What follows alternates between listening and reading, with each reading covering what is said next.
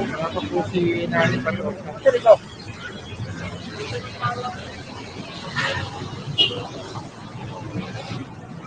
Wala pa. Time check, wala pa po si Nani Patosa. Hinihintay ko siya.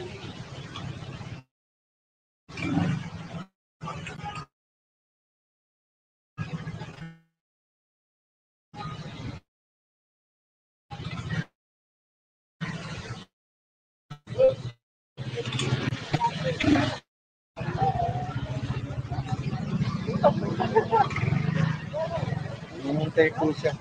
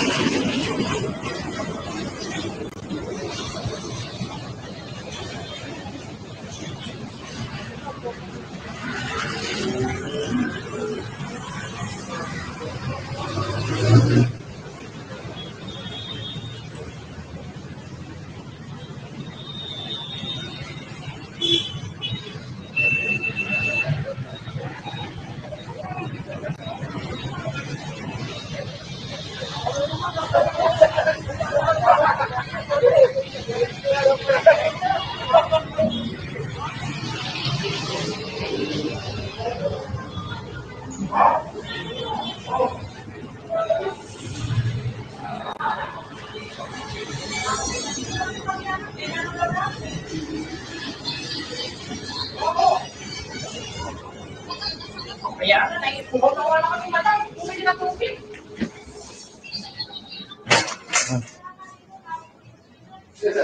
Dumating na si Patosa, wala pa rin sa taas.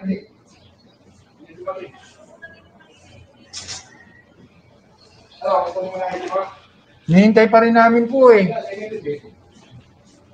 Negative talaga eh, no? Hindi lumutang. Kami lang ang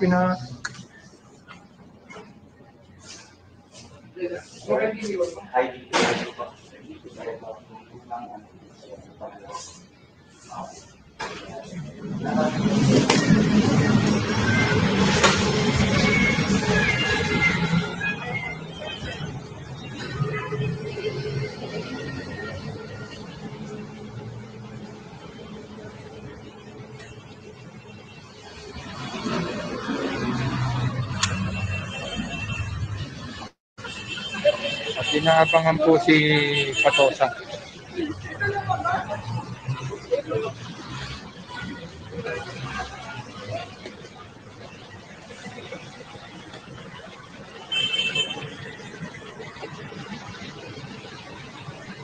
Time check, wala. Negative po.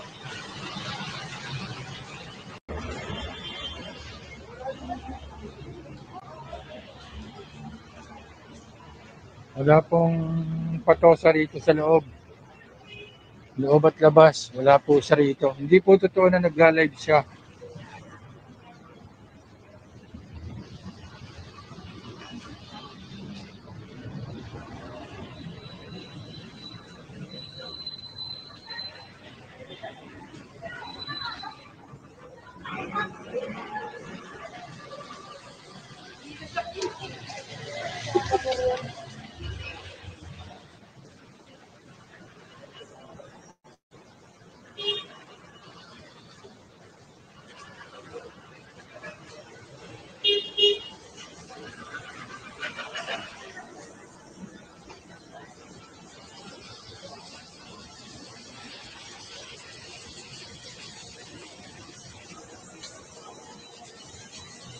Yun o.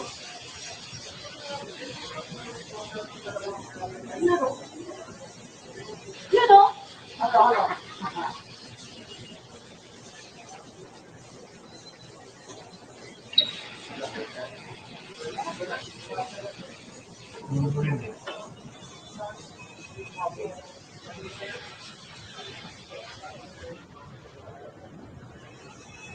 Kahit magpabalik-balik po, Wala ho talagang patosa na narito sa loob na nagla-live. Oo. Oo. Tapos po ang ginawa na ano,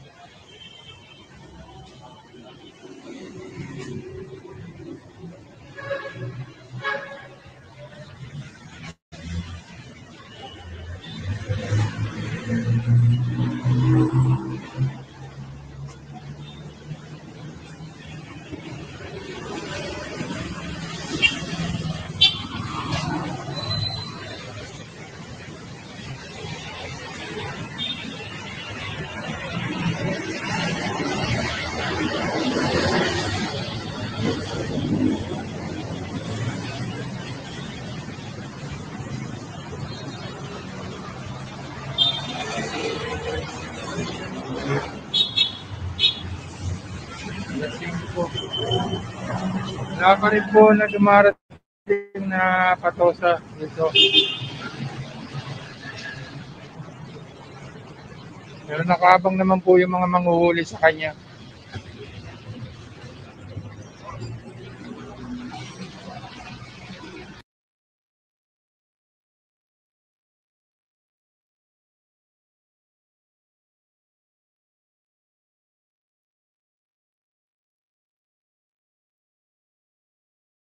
Kaibigan, inaantay natin si Inday Marie.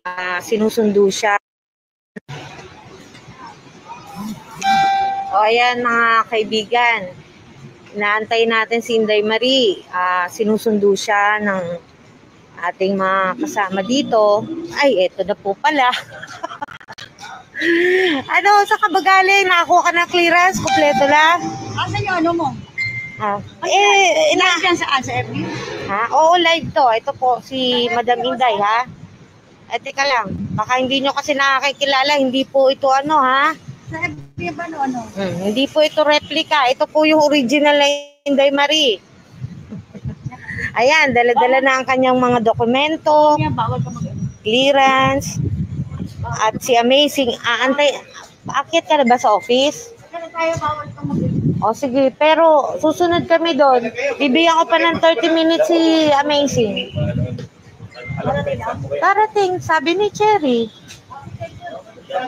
O, ayan na po Kitang-kita niyo, dito po si Madam Inday. Ayan, katatapos lang magpiano at kumuha ng kanyang mga clearance. Ay, Madam, antay mo na lang ako sa office ni Sir Vic, ha? Ingat ka. Tsaka doon ka lang magstay.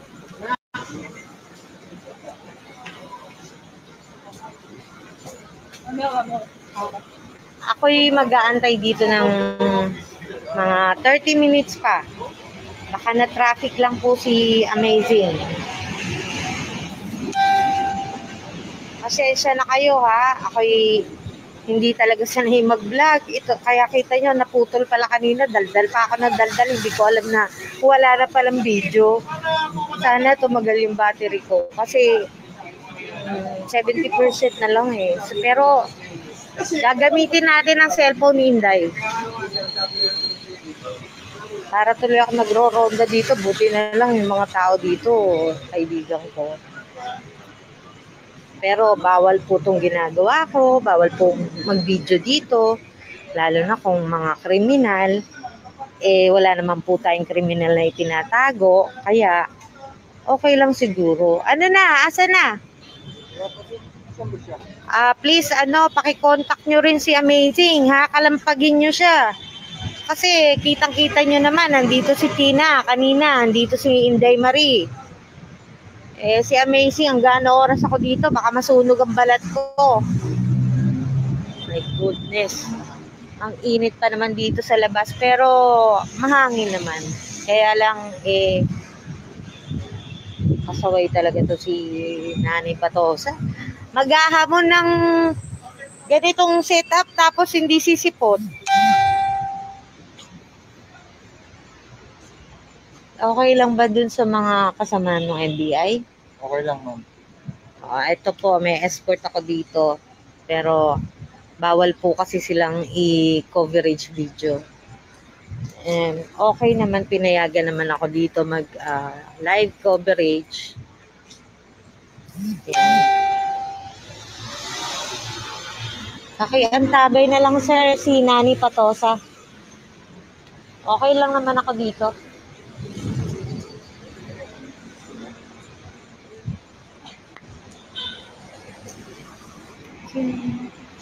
Asan ka na naman, Nani?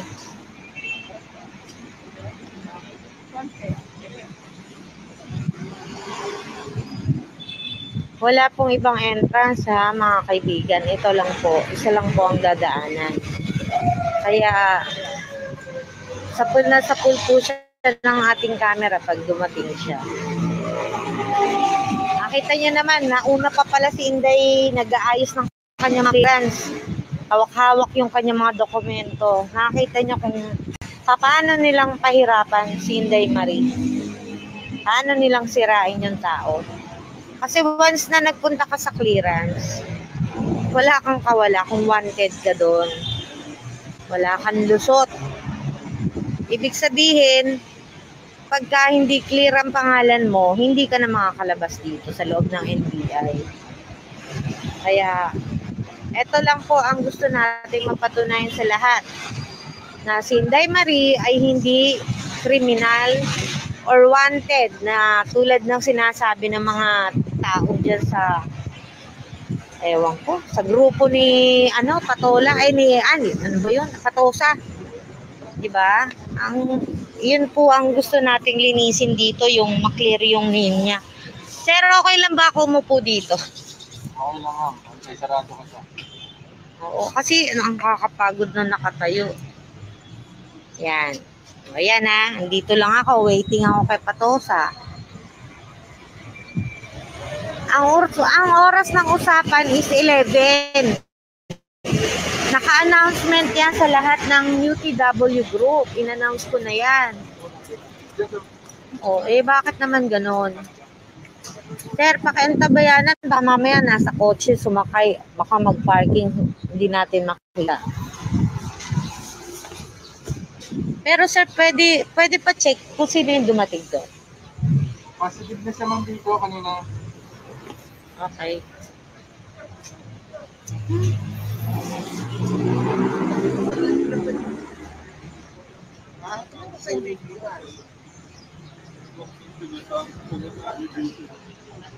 Bigyan po natin siya ng 30 minutes, pero aakyat na ako kay Inday pagka after 30 minutes aakyat na ako. Ando na po si Ma'am Inday sa office ng Cybercrime Level Division. Marami na naman pong dalang papel. Malamang may madidimanda na naman bago. Kaya dun sa mga nagtatanong dyan, kung si Inday Marie ba ay nagtatago, ay ayun po palakad-lakad pala dito sa loob ng NBI na kawawa naman yung tao. Ngayon ko lang nakita si Inday Marie na naiinis na ako dito sa aking hindi ako makapagsalita. Hindi ba ako ngongo? Malinaw ba yung salita ko? Ayan. Hello, Tita Mel. Hello, Yeng. Hi, Loy. Yan yung mga ating veterana sa loob ng UTW. Pa-share na lang ng video kasi hindi ako marunong talaga mag-vlog ng ganito. Tsaka mag-video. Alam niyo namang hindi dapat ini-expose ang beauty ko. Pasensya na kayo sa akin. Ako pinaiinip na kay Amazing Idol. Tinanggal ko yung mask ko kasi di ako makahinga na maayos. Gusto ko mag-inhale ng fresh air. Pero hindi naman fresh air dito. Ang daming jeep sa labas mauso.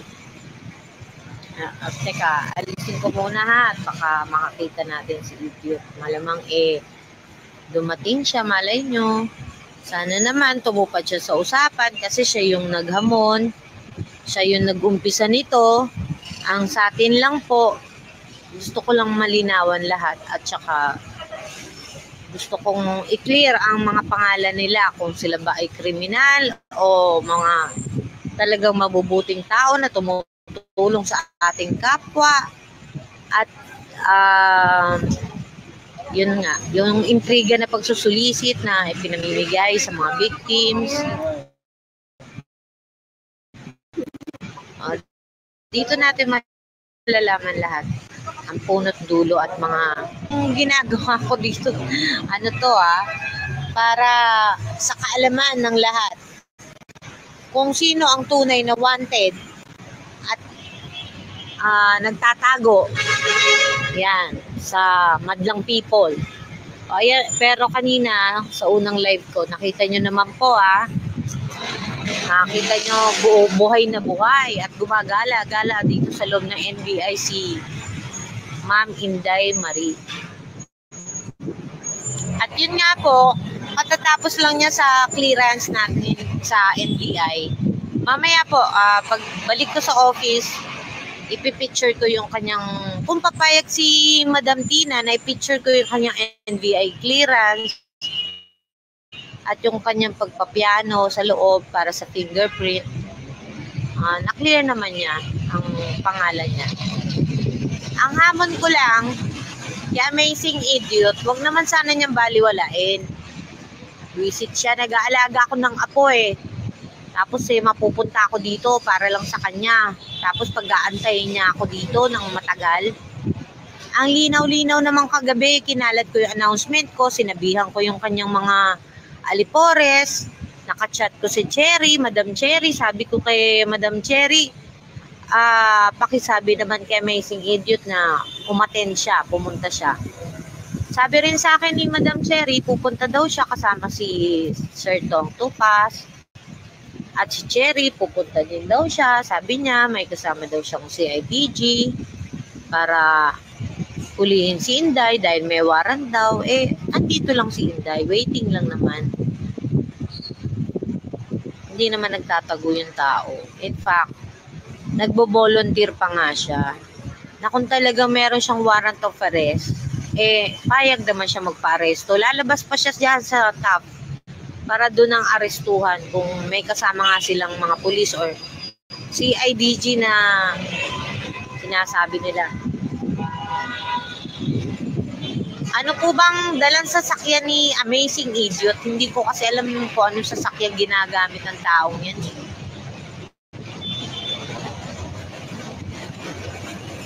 Ayun na nga po, si Amazing Idiot na nag-umpisa ng lahat ng ito. Pati yung kaguluhan sa grupo ng mga anti-FLM, siya yung nagpasikat at nag-umpisa ng gulo. O kaya ito, kinaklaro natin yung mga pinagsasabi niya na walang ginawa ko, di magngangawa sa YT niya, mag-vlog ng Inday Marie, lumabas ka dyan, wanted ka, magpakita ka. O, diba? O asan siya ngayon? Sino ngayon ang wanted? Ito lang masasabi ko sa'yo Amazing. Andito lang kami maghapon, mag-aantay sa'yo. Pero kung hindi ka darating, ihanda mo na yung 100,000 mo, talo ka kapag hindi ka sumipot. Hindi lang yun, kailangan makakuha ka ng pa sa kaso mong robbery.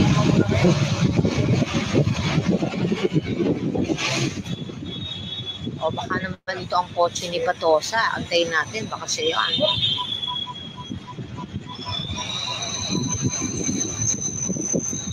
Siya na ba yan? Sana siya na yan. Titingnan natin kung sino ang kanyang kasama. Malay nyo, baka ibang kanyang dalawang car. Oh my God. Hindi si Patosa yan. Nani, where are you? Lipstick na yan. Nagaya pa ako kay Mary ang Victory na dapat pala may megaphone akong dala rito. O ano, Rayson, ano masasabi mo, Anong may paiyak-iyak ka pa dyan at nalulungkot ka sa inay mo? O, klaro ang kanyang pangalan. Wala siyang warrant of arrest. nakapag-bail siya sa iba niyang kaso last week pa, at saka meron siyang clearance. Ano ba? Walang sasakyan si Idiot Migs. So, ibig sabihin, nag-jeep lang o nag-bus. Ganon. Dapat sinabi niya, sinundo namin siya ni Madam. Pinapagamit naman sa akin yung sasakyan niya. Di sana ako na sumundo sa kanya. Diba? Tatawag-tawagin niya akong ipis at patay gutom. Tapos sinasabihan pa niya ako ng bar girl. Oh, sige, tingnan natin dito. Tingnan natin kung anong gagawin namin sa kanya. Ako napipikon na akong tagal niya. Wala, hindi siya tumutupan sa usapan. Naiinis ako ng ganun.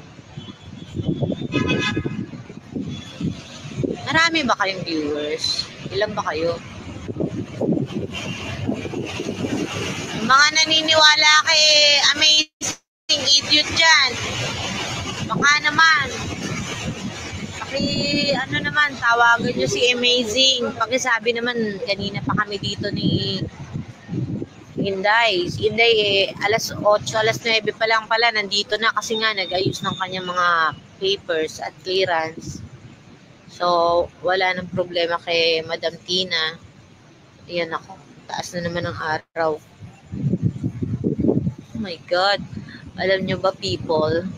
Ngayon lang ako nakalabas ng bahay. Ngayon lang ako nasinaga ng araw. Kasi kahit sa bahay, hindi talaga ako lumalabas ng gate. Pero maganda naman yung panahon natin ngayon. Okay, look at the sky. Hindi naman siya uulan. Pero naiinis na ako. Tagal talaga ni Patosa. O, tinan mo. Walang dumarating na Patosa. Asan ka na, Nani? Magpakalalaki ka naman. Sabi mo may isang salita ka. Tuparin mo yung hamon mo. Ikaw nag-umpisa nito, ikaw naghamon nito eh. Bakit ganon? 11 naman siguro gising ka na kahit puyat ka. Pero 11 ang usapan, bibigyan pa rin kita talaga ng oras. Hindi kami aas dito sa NBI. Pakisabi lang kila Sir Tong Topas, Marlon Belen, Cherry Salvador. Ikaw, Donna, wala ka rito sa Pinas, di ba? Sana mapanood mo tong vlog ko, ha? Nang malaman mo kung sino wanted. Ha, Donna? Ano pinagsasabi mo sa akin sa wall mo? Ayaw mong pumunta sa